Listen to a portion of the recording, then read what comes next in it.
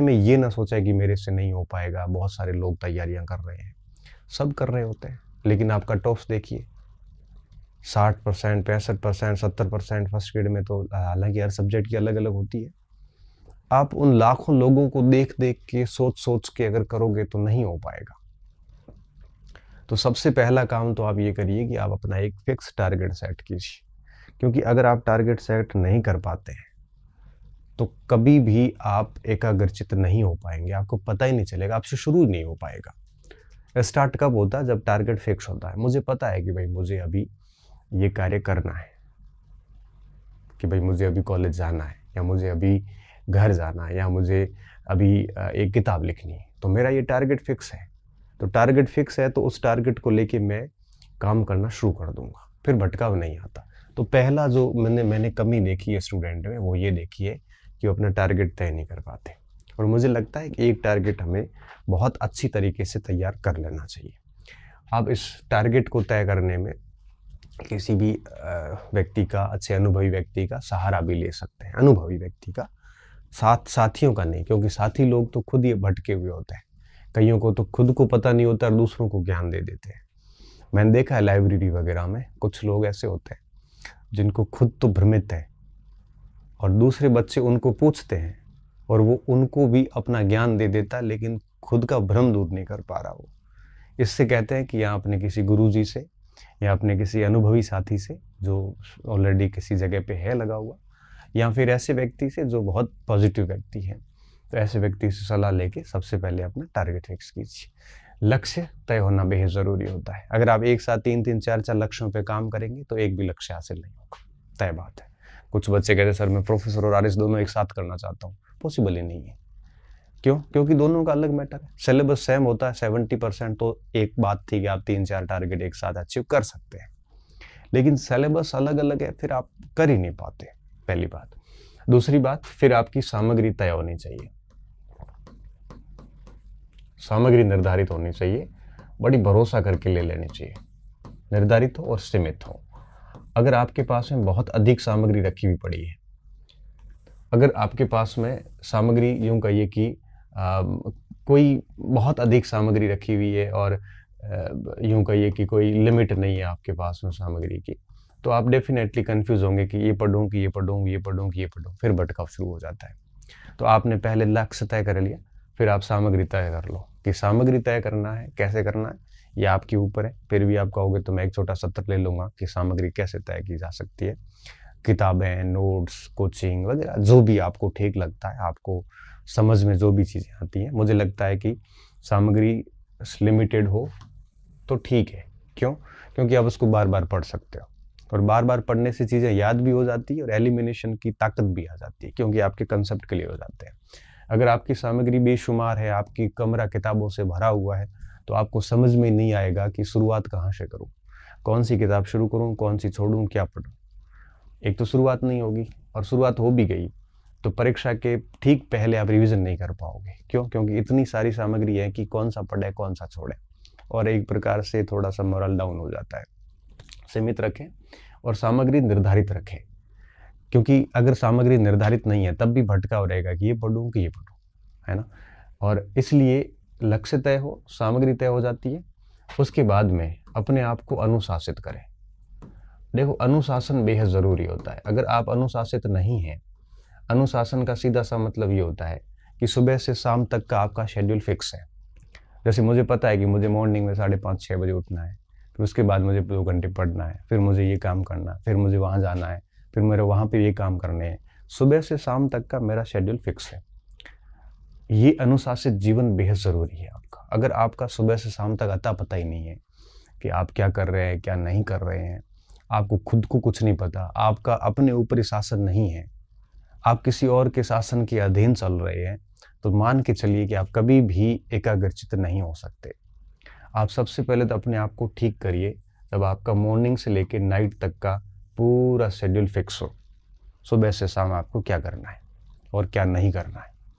अगर आप ये फिक्स शेड्यूल करते हैं, आपकी जीवनचर्या एकदम नियमित होती है, तो आपको किसी मोटिवेशन की आवश्यकता नहीं है, क्योंकि आपकी जीवनचर्या, आपकी जो शेड्यूल है वो आपको ऑटोमेटिक मोटिवेट करता रहता है।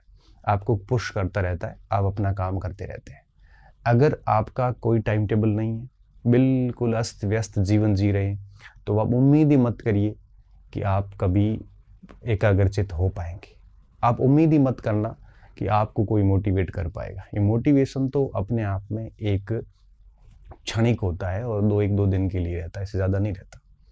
लेकिन अगर आप नियमित जीवन जीते हैं, अनुशासित जीवन जीते हैं, सुबह से शाम तक का आपका बिल्कुल शेड्यूल फिक्स है, तो आप मान के चलिए कि आपको किसी मोटिवेशन की आवश्यकता नहीं है और आप डेली बिल्कुल एकाग्रचित्ता के साथ पढ़ सकते हैं। नहीं तो आप कितना भी मोटिवेट हो लो, बड़े बड़े मोटिवेट से मोटिवेट हो लो, 1 घंटे बाद आपकी स्थिति वैसी होगी जैसे पहले। मुझे अच्छे से ठीक से अनुभव किया मैंने, जब भी मेरी पढ़ाई नहीं होती थी या मुझे इस तरह से कि साथियों के साथ चला गया या फिर किसी के कमरे चला गया, वहाँ पढ़ाई नहीं हुई, पूरा दिन खराब हो गया, तो मुझे रात को ऐसे बड़ा टेंशन सी होती थी, यार क्या कर रहे हैं हम, क्यों हमारा समय खराब कर रहे हैं। और जिस दिन अच्छी पढ़ाई होती थी उस दिन शाम को, रात को बड़ा सुकून मिलता था कि हाँ, हमने दिन का अच्छे से यूज़ कर लिया। तो ये अनुशासन बेहद ज़रूरी है, और अगर ये नहीं है तो मोटिवेशन वगैरह सब एक फ्रॉड हो जाते हैं। क्यों? क्योंकि बिना अनुशासन के, बिना नियमित जीवनचर्या के एक विद्यार्थी ही नहीं बल्कि कोई भी व्यक्ति हो, कोई भी चीज़ें काम नहीं करेगी। आपके पास अनुशासन होना चाहिए, मॉर्निंग से लेकर नाइट तक का कंप्लीट शेड्यूल होना चाहिए। शेड्यूल ऐसा नहीं कि भाई 2 बजे 6 बजे उठना है, 7 बजे ये करना, नहीं। मॉर्निंग में 1 घंटा ये करना है, किसी भी गजे कर सकते हो। और ठीक है, उसका शेड्यूल भी बड़ा लिबरल होना चाहिए ताकि उसको आप फॉलो कर सको। कई बार हम बहुत टिपिकल शेड्यूल बनाते हैं कि 6 बजे उठना है, 6:30 बजे ये करना है। ये शेड्यूल किसी दुनिया में किसी व्यक्ति का ना पूरा हुआ ना कभी पूरा हो पाएगा। हम पेज पे लिखते हैं, फिर लिखते हैं कल से लागू, परसों से लागू, फिर फाड़ देते हैं, फिर लिखते हैं, ऐसा नहीं होता। शेड्यूल लिबरल डालिए। कठिन शेड्यूल बेड़ियों की तरह है, आपको आगे नहीं बढ़ने देता। लिबरल का क्या मतलब है, जैसे मैं अगर बात शेड्यूल की बात करूँ तो सुबह 6 साढ़े 6 बजे मैं जनरली उठता हूँ। उसके बाद मैं आधा घंटा 1 घंटे थोड़ा घूमता हूँ। उसके बाद मैं थोड़ा पढ़ लेता हूँ। अब थोड़ा पढ़ लेता हूँ, अब देखो कितना थोड़ा पढ़ लेता हूँ, 1 घंटे 2 घंटे, कई बार नहीं भी पढ़ पाता हूँ। फिर मुझे पता है मुझे 10 बजे फिर कॉलेज के लिए निकलना है, फिर कॉलेज चला गया, 3:30 4 बजे मेरे कॉलेज के काम हो गए। फिर मुझे क्या करना है, मेरा टाइम टेबल एकदम ऐसे मोटा मोटा फिक्स रहता है, लिबरल भी रहता है। कभी कभार शेड्यूल फॉलो नहीं भी होता तब भी कोई फ़र्क नहीं पड़ता। लेकिन कोशिश ये करो कि महीने में 20-25 दिन आपका शेड्यूल बढ़िया से फॉलो हो जाए, है ना। ये होना चाहिए, आपके पास में प्लान होना चाहिए। प्लान का मतलब ये है कि भाई कितने समय मुझे कोर्स पूरा करना है, किस तरह से मुझे किस सब्जेक्ट को साथ में लेके चलना है, प्लान होना चाहिए। मॉर्निंग से लेकर नाइट तक का पूरा शेड्यूल होना चाहिए और डिसिप्लिन के साथ में उसको फॉलो किया जाए, तो मुझे लगता है ये भटकाव वगैरह कभी नहीं आ सकते। ये सबसे ज़्यादा जो है वो आपकी ज़रूरी होता है। इसके साथ साथ में आपको मैं कहूँगा आत्मदीपो भव।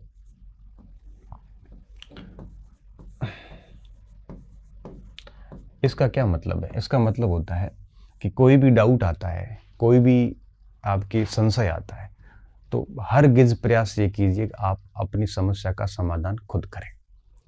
कोई भर्ती को लेके आ गया तो कोई नियमावली इधर उधर देख लें, कोई कंटेंट को लेके कोई डाउट आ गया कि किसी जगह 1866 है, किसी जगह 1867 लिखा हुआ है, तो गूगल पे 15-20 मिनट माथापौड़ी कर लीजिए, अच्छी किताबों से माथापौड़ी कर लीजिए।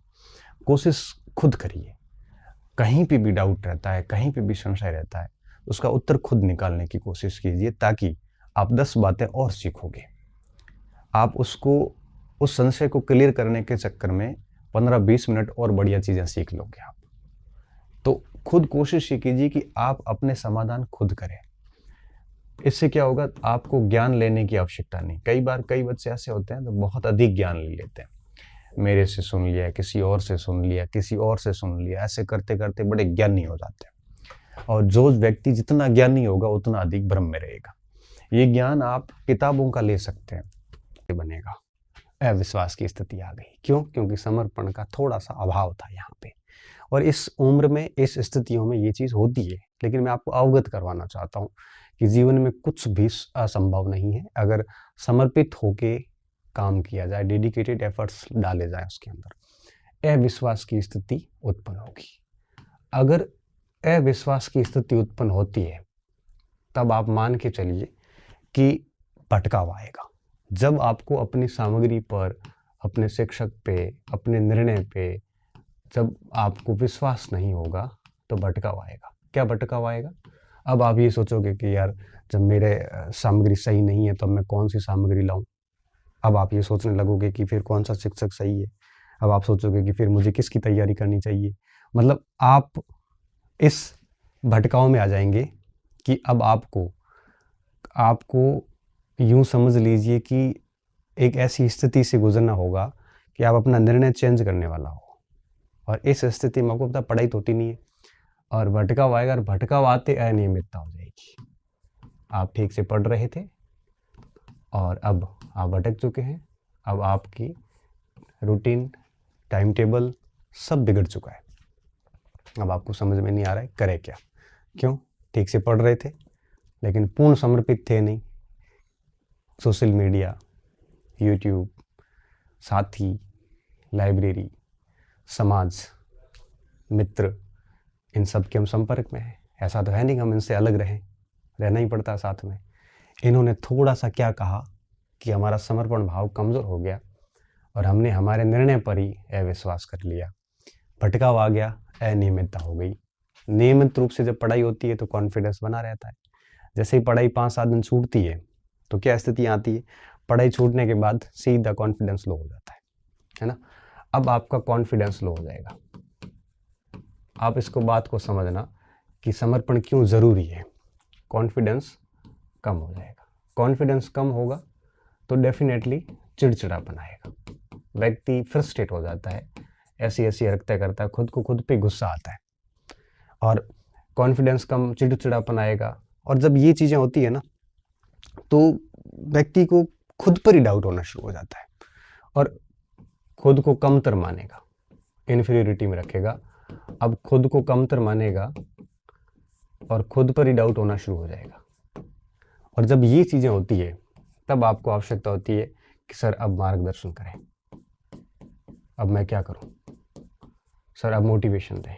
देखो, मोटिवेशन और मार्गदर्शन में बहुत अंतर है। मोटिवेशन एक फर्जी बात होती है जो लोगों को मूर्ख बनाया जाता है। मार्गदर्शन अनिर्णय की स्थिति में निर्णय पर लाने का एक प्रयास होता है ताकि आप लोग अनिर्णय में एक निर्णय कर सको। तो मैं इस पे विश्वास करता हूँ, मोटिवेशन पे नहीं करता। क्योंकि मोटिवेशन की आवश्यकता आपको क्यों पड़ी? मोटिवेशन का मतलब क्या है? आपका टारगेट क्लियर है, आपको तैयारी करनी है, घर वाले परिश्रम करके आपको पैसे भेज रहे हैं, आपको अपना भविष्य बनाना है, आपको डेली 10, 12, 15 घंटे मेहनत करनी है। फिर मोटिवेशन की आवश्यकता कहाँ महसूस हुई आपको? आप मार्गदर्शन मांग सकते हैं, मांगना भी चाहिए, क्योंकि अनुभवी व्यक्ति आपको ठीक रास्ता दिखा देगा। कई बार 4 रास्ते आ जाते हैं, किधर जाना है, तो 4 लोगों को पूछेंगे तो डेफिनेटली कोई न कोई ठीक बता देगा। ये तो ठीक है, आप सुन लो थोड़ी देर, आधे घंटे बाद रूम में वैसे वापस जाओगे, ये सेम स्थिति वापस आएगी और दुख होगा कि आधे घंटे का वीडियो सुना, वो भी टाइम खराब कर दिया। इसलिए इस पे ज़्यादा ना करें, क्योंकि आज की स्थिति में मोटिवेटर इतने अधिक हो गए हैं। कोई बच्चा थोड़ा सा भी परेशान होता है तो मोटिवेटर कहता है आजा तेरे को मोटिवेट करूँगा, वो कहता मुझे नहीं करना, टीचर कहता नहीं मैं फिर भी करूँगा। आज की स्थिति ये है कि मोटिवेटर अधिक है, बच्चों की संख्या सच में कम हो गई है।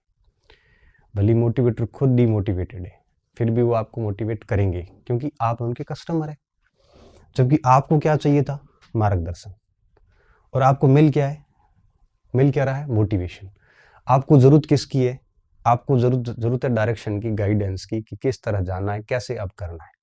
और गाइडेंस सिर्फ इतना ही है कि आप समर्पित हो जाओ, अपने निर्णय पर अडिग रहें, अपनी विषय वस्तु पर अडिग रहें, अपनी सामग्री पर भरोसा करें, अपने आप पर भरोसा करें। और अपने आप पे भरोसा तो तब आता है जब 2 महीने 4 महीने ढंग से पढ़ाई होती है।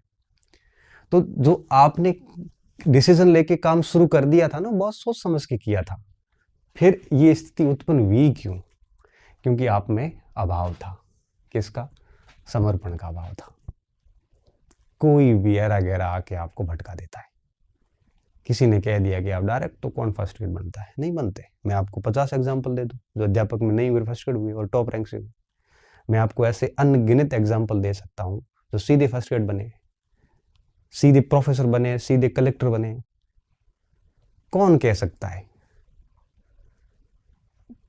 फिर आपने क्यों निर्णय चेंज कर लिया कि नहीं अब तो मैं सीधे अध्यापक से शुरू करके?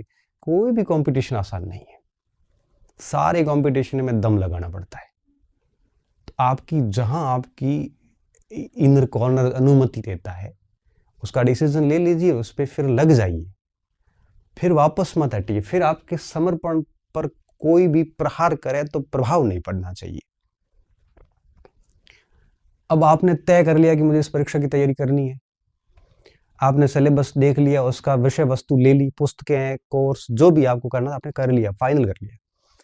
अब आप में अंदर इतना समर्पण होना चाहिए कि आपको कोई भी उससे हटा ना सके।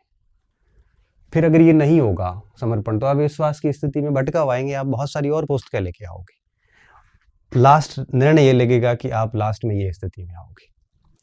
इसलिए मैं स्टूडेंट को कहता हूं कि आप अपने में समर्पण रखिए, नहीं रखेंगे तो ये प्रक्रिया में आप कहीं अभी भी ठहरे हुए हैं, आप अपने आप को इसमें से पाओगे कहीं पर भी। और जो बच्चा को ये लग रहा है कि मैं ज़बरदस्त तैयारी कर रहा हूँ, मेरे में एक भी ये स्थिति नहीं है, अब मान के चलना कि आप इस समर्पण की भावना से है, आप में डेडिकेशन की कोई कमी नहीं है, फुल ऑफ डेडिकेशन, मेहनत कर रहे हैं, हम अपना 100% ही दे सकते हैं। कहाँ नौकरी लगनी है, कहाँ जाना है, नौकरी नहीं भी लगती है ना तो भी लोग अच्छी जगह सेट हो जाते हैं, अच्छा पढ़ा हुआ व्यक्ति होता है तो बहुत बढ़िया कर लेता है। तो कहने का मतलब ये कि समर्पित होके अपना 100% दीजिए, बाकी माँ सरस्वती अपने ऊपर ऋण रखती नहीं। जिस लेवल का पढ़ोगे, जिस लेवल की अपनी काबिलियत बनाओगे, जिस लेवल का अपने आप को बनाओगे, उस स्थिति तक आप डेफिनेटली पहुंचोगे। समय लग सकता है लेकिन आप जाएंगे वहां तक जरूर। इसलिए मैं सिर्फ एक ही बात कहता हूँ स्टूडेंट को कि समर्पण रखिए, अपने निर्णय पे समर्पण रखिए, अपने कंटेंट पे रखिए, अपनी काबिलियत पे रखिए, अपने शिक्षक पे रखिए, खुद पे रखिए, बाकी सब मोह माया है। और जिस दिन समर्पित होके इस स्थिति से मान लो आप कहीं गुजर रहे हैं, आज मैंने आपको मार्गदर्शन दे दिया और आज ही आपने निर्णय कर लिया और आप वापस तैयारी पे लग गए, समर्पित हो गए। आप याद रखना मेरी बात को, 5-7 दिन के अंदर आपकी स्थिति इतनी बढ़िया होगी कि ये सारी कहानी जो है वो खत्म हो जाएगी यहाँ पे ही, और आप तरीके से अपना काम शुरू कर दोगे, समय व्यर्थ नहीं करोगे। क्योंकि समय का पल पल बड़ा महत्वपूर्ण है। समय का 1 मिनट भी जब नष्ट होता है, 1 दिन नष्ट होता है, वापस कभी नहीं आता, और उल्टे हमारा कॉन्फिडेंस कम करता है, हमारे अंदर एक प्रकार से खुद को एक खुद पे क्रोध आने जैसी स्थितियां उत्पन्न हो जाती, जिस दिन हम दिन पूरा बिगाड़ते हैं। इसलिए मैं कहता हूं कि समर्पित होइए, यकीन करिए, यकीन बहुत ज़रूरी है, यकीन करिए और आपको कोई भी प्रभावित ना करे, ऐसी काबिलियत विकसित कीजिए, तब जाके आनंद आता है। नहीं तो लाइब्रेरी में बैठा आपके जैसा ही आपका साथी आपको भटका रहा है, इतने कमज़ोर अगर आप है तो आप इस प्रतिस्पर्धा के योग्य नहीं हैं। आपको कोई भटका रहा है और आप अगर समझ नहीं पा रहे हैं कि आपको कोई भटका रहा है तो आप भटकने के योग्य हैं, आप चयन के योग्य नहीं। इसलिए आप निश्चिंत रहिए, अपने ऊपर भरोसा कीजिए, क्योंकि जो भी आपने पहले निर्णय लिया था, जिस पे आप भटके हो, वो निर्णय भी आपने बहुत सोच समझ के लिया था, फिर क्यों भटकना। इसलिए मस्त रहिए।